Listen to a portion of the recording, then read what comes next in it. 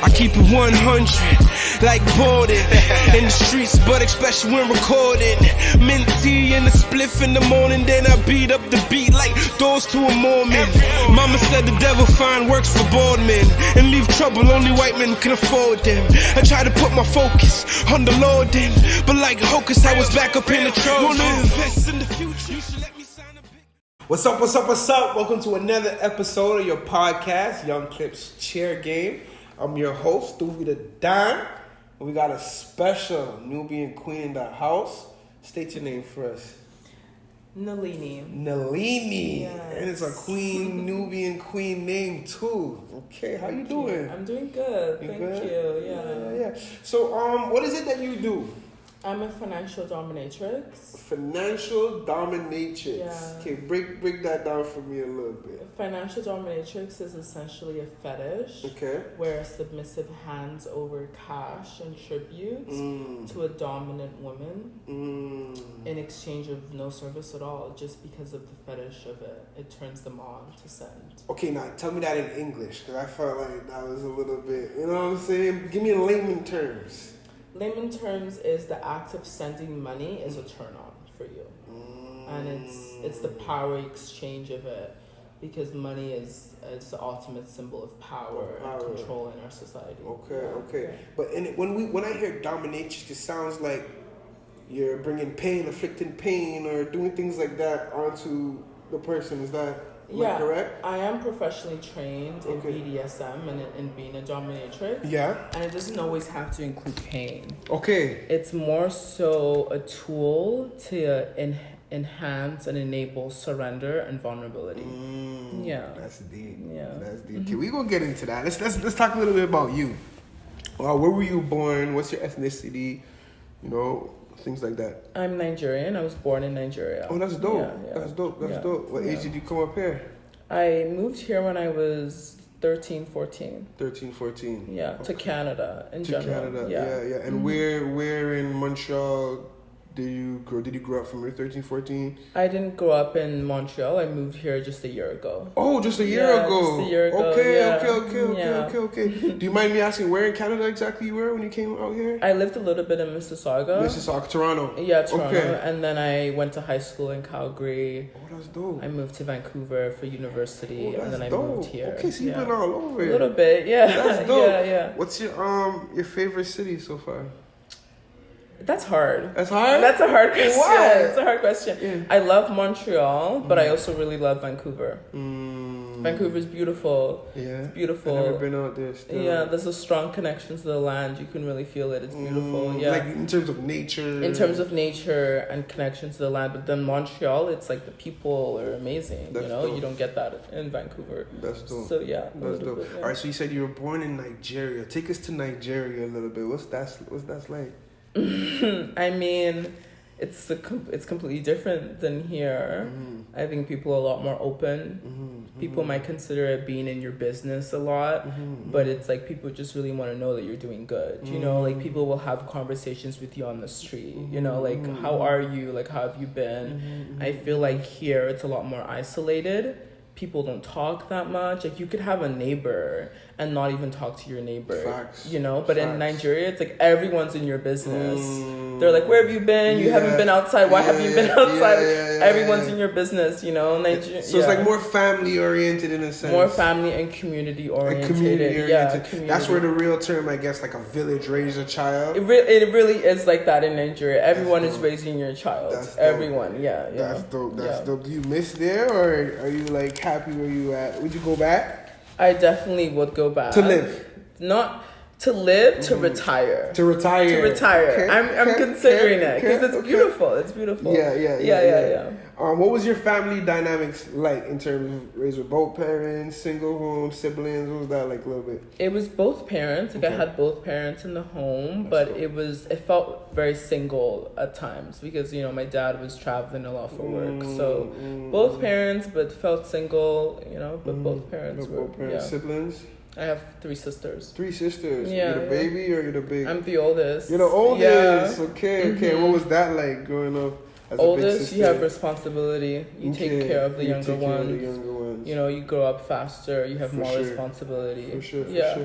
Share like one quick old memory maybe you have with us that stays with you, that sticks with you as a child. From Nigeria or just in general? From Nigeria, I remember like being in my grandparents' house in the village, in the villages, and like sitting on the balcony and just like looking at the sky and feeling like anything was possible. Wow. Yeah. That's dope. Yeah. And do you feel like you've gotten there in life in terms of achieving your goals and like, you know, anything that you wanted, you got it? Well, I'm 23, so there's a lot of growth to still happen. Okay. And I'm honestly excited to be 40. Yeah. I'm like, when I'm 40, we can revisit this question. Yeah. Where do you see yourself at 40? Where do I see myself retired at 40. Early. Yeah. Wow. Okay. Talking heavy. We're gonna ask some fun personal questions. Okay, awesome. Who do you trust the most in your life? Who do I trust the most in my life? I trust my mom and my sisters the most in my life. Okay. Yeah. Okay. Who would you go for advice to if you really needed someone to console in? Probably my mom. Your mom? Yeah. Okay. Do you consider yourself an introvert or an outrovert or extrovert? Sorry. I think I'm a mix of both. A mix of both? How so? Mix of both. How can you be a mix of both? Because I enjoy being around people, but I also really enjoy being by myself. Yeah. The definition of introvert is that you recharge on your own. So I think by the definition, I would be an introvert. Okay. But some people would have more fun, like they can have a blast being on their own, finding things to do. Whereas some people need other people to have fun. You know, which would you pick, like on a day that you could pick? If you had to pick one, what would it be? To have fun with people or to do your own thing and be by yourself? I love being by myself. I meet more people when I go out by myself than when I go out with people.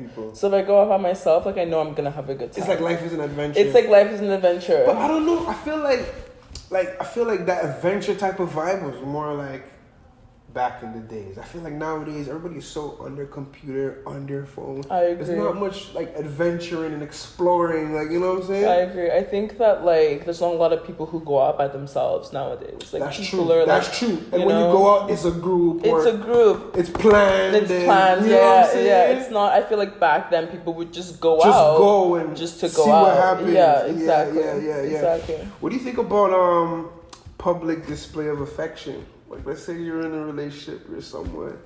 Are you cool with that? Making out in public? So for me personally, making out with them in public? Yeah, I'm cool with that. Yeah? I think it's hot. Okay. Yeah, with the right person. With the right person? Having sex in public? Having sex in public, I also think that's hot. As long as like you're in a place where no minors are gonna see you, obviously. Yeah. But that's hot. That's the risk too. Of it. Yeah, of course. Would you? Yeah. Okay. Public sex, that's hot. You're with it. What's your favorite part on your body? Your favorite feature? Wow, favorite feature. I think it'd be my eyes. Your eyes? Yeah. Okay. Yeah. You do have hypnotizing eyes. Yeah. So I think it'd be my eyes. Okay. If you could change something about yourself, what would it be? If I could change something about myself, I would probably change to be less reactive. Just more observant, more like looking in on the situation, less reactive, less doing, more accepting and surrendering to the situation. So, has there ever been where a situation happened and maybe you said something and you're like, oh, I should have said this, or I should have reacted a different way? Like, does that of course, that's so natural. Yeah. Especially in heated moments. Exactly. You know, yeah. So is that part of the reason why you wish, like, all right, you just, because if you sit back before acting, before talking, before responding, you really think. Like sometimes, there's been times where like I get a bad text and I literally wait a couple days before answering. And then by the time you're ready to answer, like you stand down, okay, this is how I feel and this is what I want to say. Exactly, you know what I'm saying? Exactly. Okay. Are you into plastic surgery and stuff like that? Am I into it? I don't have anything against it. Yeah. Is that something you would do? Of course. I'm open to it. Yeah. If you would do that, what would you fix on yourself? Or well, I wouldn't rearrange say like fix or change. Change. I think I would probably play around with a little bit of it, like boobs, a little bit of my like lips, stuff like that. A little bit more? Yeah. Okay, Why not? Why play not? around. Okay, yeah. Okay. I heard it's addictive though. Like once they do it. I think it's you can't addictive stop. based on the attention that you have going towards it. Like if you have like a somewhat lack of sense of self-confidence and you go into it, like I feel like then there's like more of an urge to get more stuff. But I feel like if you know you're like, I'm happy with where I'm at, I just want to get this, then it's like it's different. It's all about the intention. Yeah. True. Yeah. Okay. More fun random questions. I'm a little bit all over the place. What is 5 important friends you feel like everybody should have? 5 important friends? Yeah. So for example, a lawyer, a doctor, a personal trainer. Like, what are 5 important friends that you think everybody should have, or you? Damn. I think everyone should have an honest friend. An honest, genuine friend. Friend. Okay. A friend that has like a positive mindset. I think that's important. That's the same honest one. Honest is different than positive mindset, isn't it? It is, but okay. But the positive mindset is honest. It's kind of related? Yeah. Okay. Give me careers. Okay. Lawyer, just in case you get in trouble. Okay. Doctor, because then you don't have to go to the doctor. Okay. 5, you said? 5. A police officer. That could be useful. Get out of jail free card. Get out of the jail free card. Exactly. Yeah. A teacher. Okay. I don't know. She could get you into the good. But hold on. Wouldn't a judge be better than a okay, a officer? judge. A judge would be better. Okay, yeah, because then a judge could get you out of all that stuff. Yeah. And one more. Okay. A photographer. Useful. Shout out to Kuma. Yes, very useful. That's dope. If you could go back in your past, right, and give the younger you a piece of advice, what's something you would tell her? I would say that there's a lot of beauty in being black. That's what I would say. I would say there's a lot of strength in being black. I would say that you should really just take up space, as much space as possible. Did you suffer with being a black person at some point in your life? Why would you say that? I mean, I think every black person has felt the being black. You know what I mean? I wouldn't say. I think I went to like predominantly like I lived in the Middle East for a while, and I went to I went to an all white like British school. Okay. So there was like no representation, and if you look at like what things were like back then and you compare it to now, like now we have Afro beats playing in the club. Like you didn't have shit like that back then. For sure. You know what I mean? There was no representation. Pushing the culture. There was none of that, you know? So like going to an all white school and like having to deal with that, I think that's what I would tell myself in general.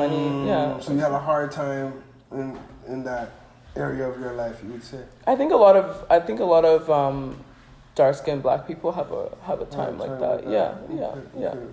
Okay. All right. If you could change something about your life. Change? Yeah. Damn. What would you do? Change. Damn. I would probably change and make it so I had a U.S. passport. That's all I would change. That's the only thing you would change? Yeah. Why do you say that? Because I've done a lot of work to be at peace with what has happened in my life. Yeah. So I think I would want to have a U.S. passport so then I have more opportunity to make money. I can go to the U.S. and work without having to worry about visas and shit. Yeah, that's what I would change. Okay. What's the greatest lesson you've learned in life? The greatest lesson that I've learned in life is that you decide what stuff means to you. Like your perspective determines everything. That's the greatest lesson that I've learned. That's dope. You're in charge, yeah. That's dope. Do you trust men? That's a vague question. In terms of, you know how they say the terms all men cheat? Yeah. I don't trust generalizations. like all men, like blanket statements, like all men do this, all women do this. I don't trust those statements. I think I trust men to this, like you have to prove why I trust you. The extent to which I trust men is the extent to which I trust women. Like it's the same thing. You have to just human, basically. It's just human, you know. Like it just depends on the human. Yeah, and the connection you have with them. And the connection that I have with them. Yeah. So you don't put men in any umbrella and any bracket or look at them a certain way distinctively from women. It's just. I mean, I try not to. I think there are differences to men. I think there are some differences. Like, I don't think that... Let's talk about it. What are some of those differences? I don't think the men are, like, into... I don't think a lot of men in this current society are in tune with their feminine. So that's a difference. In tune with their femininity? Yeah, which is... What do you mean? In connection to their heart, in connection to being vulnerable, in connection to their feelings. Yeah, I feel like men are actually more emotional now than ever in the world. Like, I feel like in history, men had to more uphold their strong, dominant, protecting the family, like going out there for war. I feel like they are really more macho than the men today. You wanna agree? Disagree? I don't know. No, I don't think so. You don't think so? I don't think so at all. I think that like from a young age, men are taught not to cry, not to fail, not to so many things. Not to be vulnerable, not to show any kind of weakness. And I think that all of this prevents forming trust, because how can you form trust with someone if they can't be vulnerable with you? It's hard to trust someone when you feel like there's like a wall. So yeah. So there's a space of vulnerability that men try to hide. Yeah. And replace with like I think there's a place of vulnerability that men just don't have access to. Yeah, they've lost access to. That's deep. Yeah. What advice do you feel, or how do you feel like, how can men get back in touch or get in touch with that side? Well, I think it's like advice to like everyone in general. Like it's like the society in general reinforces these stereotypes that keep men in these boxes. So it's not only men that keep men in these boxes. It's everyone, right? It's your... Do women play a part in that? I think so. I do believe so. It's your ability to hold space for your boyfriend crying. It's your ability to hold space for your boyfriend not having, or your son or whatever, not having the promotion or something like that. You see, and as a female, really, would you be attracted to a man that cries all the time or that's emotional? Would you be attracted to that? I mean, it's like, would I be attracted to anyone that cries all the time? Like, would you be attracted to anyone that cries all the time? You're bringing it extreme, but you said that men need to be more in touch with their emotional side. So let's say you did meet a man that's more in touch with his emotional side. Do you really think that would be something attractive to you? I think so. I think it's a level that it's done. I mean, I think there's a difference between being in touch with your emotions and there's a difference between being a crybaby. There's a difference, yeah. Okay. All right, boom. So let's talk a little bit about your career, right? Dominatrix, heavy. How do you get started? How do you get into this line of work? I would say curiosity. Curiosity. Yeah, just being curious. Yeah. What made you curious today? I was on Twitter and I found a bunch of different pages. Wait, pause. Around what age are we talking right now? I was 20. 20, so 20. 3 years ago. 3 years ago, yeah. Okay. Yeah. Okay, so you're on Twitter, continue. I was on Twitter and I saw this black woman in her power, and I was very attracted. She was denying men. Yeah. And that was something that I was originally just a cam girl. Cam girl? Cam girl, what's a cam girl? Like campsites. Are you familiar with them? No. What's that, like just taking pictures? No, it's like a site where girls, cam models, like offer services. Okay. Okay. Yeah. Yeah. Okay. So I did that. Okay. And then I was like in the community of sex workers on Twitter. Okay, so you're already in that community. I was already in that community. How long were you in that community for? Just a couple months. Okay. Before I found out about like domination. Okay. Yeah. So continue the story. So you're on Twitter. It was on Twitter. I found out about it. I was really amazed because it was like you don't have to be like a people pleaser. You can just say what you want. You know? Set the tone. I set the tone as a dom, and so it was completely different from what I was doing. So I was very attracted to it because of the freedom that came with that. Yeah. Prior to that, in life, in your personality, would you say you're a person that, in a relationship, would you like to take control and set the tone as a female? I think that I like flexibility. You know, like I think I like flexibility. Back and forth. Yeah. Does the word submitting yourself as a female to your man, does that bother you? No. Being submissive? No. Interesting. No. Interesting. I thought that it would seem as though you said you were attracted to seeing that girl in her power, taking control and being strong. Is that only in a sexual aspect, or could that be generalized? I don't think that being submissive means that you're not in your power. That's the thing. I'm glad you say this. Talk to the female there, because there's a lot of females that feel like, no, I can't be submissive. You know what I'm saying? So you're saying that it doesn't mean that you're not in your power. Can you elaborate a little bit on that? I think it depends on the situation, who you're being submissive with. I think that's very important. Like, who are you being submissive with? Do they understand aftercare? Do they understand, like, setting up a safe container for you to be submissive? Have they talked about limits? Have they talked about what you're comfortable with? Have you talked about intention, you know? Once you've talked about that, I don't think that being submissive means that you're not in your power, because to be submissive, you have to give up your power. So the very act of giving up your power or letting it go for a moment means that you acknowledge that you even have power. So that action, you're still in power. The submissive sets the tone for the entire scene. As the dom, you're not going to do anything that the submissive says no to. And if the submissive says stop, the whole scene stops. You know, like, so they set the tone as to what happens. I think that if women are not comfortable being submissive, it's because there hasn't been a safe container set for them to feel comfortable being submissive. And also maybe the male is not playing their role properly as well, right? To set a safe container. A safe container. Yeah. That's dope. That's dope. I love the way you put that. I'm gonna definitely repost that. Okay, so continue your story. So you were on Twitter, you seen the girl in their element, you want that. What were the next step towards getting that done for yourself? I started making fetish clips. I still make fetish clips, like female domination clips. And then I did a bunch of training in regards to domination and being a dominatrix.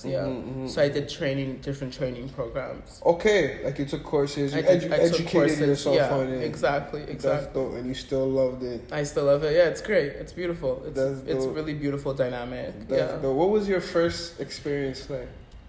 My first experience, like, in terms of what? In terms of doing the dominatrix with someone. It was very empowering. Because, wow. I don't think that a lot of time women are asked what they want, how they want it. So I think that to have that space to say, this is what I want, this is how I want it, is very empowering. And to have someone that wants to do it how you want it, that's very empowering. Have you had it done to you as well? See, like how you're the one that's doing it to the person. Have you had it done to you? I haven't had it done to me because it's not easy to find someone that is trained enough for me to be like, yeah, dom me. You know what I mean? Like I've been trained. You know what I mean? So it's why would I just let someone that just does, you don't know what you're anything. doing. You don't know what they're doing. Yeah, like, yeah. What if you meet somebody in that field, in that line of work, that I'm very interested in expanding that. I think it's important as a dom to understand both sides. It's very important. Exactly. I think it's important. I also really believe in duality. Like, I don't believe in there's just one way of doing or seeing things. I believe in duality. Like, we live in a dual universe. There's sun, there's moon. So I think it's very important to experience both sides. It's just I'm very like, it's important that you experience it in a safe container, in a safe way. It's very important. Yeah. I love that you keep emphasizing on this safe word. Container. Like, It's very important. Yeah, because that's what yeah. differentiates BDSM from trauma. You know, like it's an abuse. You know, so yeah, Facts, you can really go to the edges when you have a safe container. You know, you can really go there. You can really go to the darkest corners when you have a safe container. But if you don't have that safe container and you're going there, then it's just abuse. It's not something that can enhance growth. And that's what BDSM can do. It can really enhance you as a person when you do it in a safe way. Yeah. For someone like me that's a little bit ignorant in that field, that line of work, right? Would 50 Shades of Grey No. give a good comparison? No. Not at all. No. Toss it out. No. Why? Well, tell me, break down the difference between that movie and reality. I haven't. Because I'm sure there's a lot of people like me. Yeah, I haven't even watched 50 Shades of Grey. Okay. Yeah. Well, you have an idea, because you said no, which means you kind of have an idea. You have an idea, yeah. Okay. It's like a Hollywood version of BDSM. Okay. It's not true to the source, you know? Would you say it's like watered down? Watered down, and it doesn't emphasize like the setting of a container and everything like that. The safety thing. Yeah, exactly. It's very romanticized and watered down, like everything in Hollywood. Yeah. That's dope. Were you uncomfortable on your first time doing it? Or did you feel an uncomfortable level, or were you like in your element? Like, yeah. I did primarily like online stuff before. I only recently started doing it in person. Okay. But I did primarily online stuff. Okay, so online you feel safe, for sure, because you're in your own element. Mm-hmm. Let's bring it to the in-person. So you said you did that recently. What was your comfortability level like? I didn't feel unsafe in person because I think that a lot of the danger that comes with being a sex worker comes from the stigma the society puts on sex workers. It's not necessarily the clients. Like, I feel like the client that I had and the clients that I, like, have experienced are very, like, they're not harmful. You know, they're there for a service. It's not harmful in any way. They're respectful. I think it's a lot more, like, the stigma the society puts on sex work that's dangerous as opposed to the clients. Okay, let's talk about that. What is some of the stigma that society puts on it that are false? Well, there's the stigma that, like, sex workers are somehow, like, damaged. That's a good one. Let's start with that one. That's not true. You're saying that not all sex workers because they say a lot of times they they were molested as a child, or most times they got raped, and they lose respect for themselves, and so that's why they let themselves go and do that. What do you have to say to someone who feels like that? I don't think that's always the case. I don't believe in blanket statements. I don't think that's always the case. I think that, you can't generalize it like that. That's fine. I think there are a lot of sex workers that have never had any abuse. And this is just the path of, it's a job, it's a work. Yeah. So for you, it was curiosity. Yeah. Some people could, just like, maybe they're just an nymphos who love sexual things and they want to explore their sexual side. Exactly. Okay, that's dope. Yeah. Okay, let's go. What are other stereotypes, stigma that society throws? That sex workers don't have any respect for themselves. Yeah. I can see with you. You're so classy. You're well put together. I can see your respect level is very high. Yeah. Okay. And you talk about your safety a lot, so I know the respect level is very high with you. Yeah. That's a good one. Or that sex workers are like loose, just don't have like good mental stability and things like that. That's a strong stigma, yeah. And that's false. That's false, yeah. I think a lot of sex workers are actually like really successful entrepreneurs and should honestly be on the Forbes 100 list. Okay. It's amazing. Rich, rich on the DL. Yeah, they're rich. Exactly. That's exactly it. It's not easy. It's like any other business. It's, like running a business. Exactly. In terms of like, because you seem very confident. You don't feel a little shy or scared to let people know this is what you do? No, I don't feel nervous to tell people because I feel like it's a good way to select who is worthy of being in my circle. Like if you don't accept me because of something, because of my job, then you're not worthy of being in my circle. Okay. Yeah, Kind of like give somebody a rope to hang themselves. exactly. Yeah, That's dope. Yeah. In terms of like family and parents, is that something you try to hide from them, or you're? No, my mom like knows what I do. She loves it. She loves it. She loves cool it. with Yeah, it. she's cool with it. Yeah. That's dope. Was that scary at first though? Of course. Especially as a black female, I know a lot of black parents are like very strict on the book. Were your parents strict with you? Yeah. Okay. Very strict. Okay. Yeah, growing up. Yeah. So I'm saying, were you scared coming on? I was scared. Yeah, but my mom's like very open-minded. Like she's really leveled up to be more open-minded. So yeah, exactly. That's dope. And your sisters? Yeah, of course. My sisters are like we ride or die. Yeah. That's dope. That's dope. How important is pain in dominatrix? It's not. It's not? Okay, so that's one of the stereotype things to think that. No, yeah. Because when I think dominatrix, you think like, okay, that person just wants to be inflicting them pain on them. Yeah. That's what makes them. No, there's so many different types climax of there's so many different types. There's objectification, like someone could just want to be a table, and the very act of being a table, it's an objectification fetish, an objectification kink. That doesn't involve any pain, but it does involve mental bondage because you're in this position you can't move, yeah. But that in itself can be very releasing because you're out of this idea of who you are. And I think that that's what BDSM allows. It allows for you to step out of this construct of who you are. And when you're able to step out of that, there's so much room to grow. You keep saying BDSM. What does that stand for? Bondage and discipline, dominance and submission, sadism and masochism. Okay, so that's the acronyms for dominatrix. Yeah. Interesting. Yeah, for a kind of kink play. Yes. You're putting me on. So what are the different? So you said one is a table. What are some of the outlandish or maybe different types of dominatrix that people want that you've seen or experienced or heard about? People are really into sissification, feminization. So what's that one? So it's when men want to be feminized, want to be made more feminine. Okay, so treat them like a female, basically? Treat them like a female, dress them, makeup, hair, a total transformation. Wow. And when you look at that, like, mentally what that is, it's like a chance to completely step out of who you are, who you think you are, and to embody this part of yourself that has been so totally rejected. Like men are not, you can't do that. So to embody that, it can be really powerful. Yeah. Okay, give me one more. So you gave me two. You gave me table, the feminine, give feminization. Me one more. Feminization. Let me think. Chastity is another one. Chastity.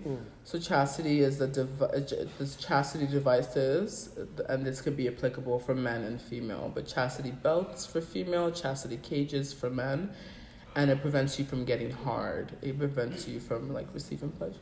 Okay, so like you just tie some around them. Yeah, put a cage on. Can't get hard. Yeah. I mean, you could get hard, but it can't stand up. You can't. Because the blood can flow when you get hard. The blood would flow, but like the cage doesn't allow you to grow. Oh. So you'll feel the blood flowing, but you can't grow outside of the cage. Deep.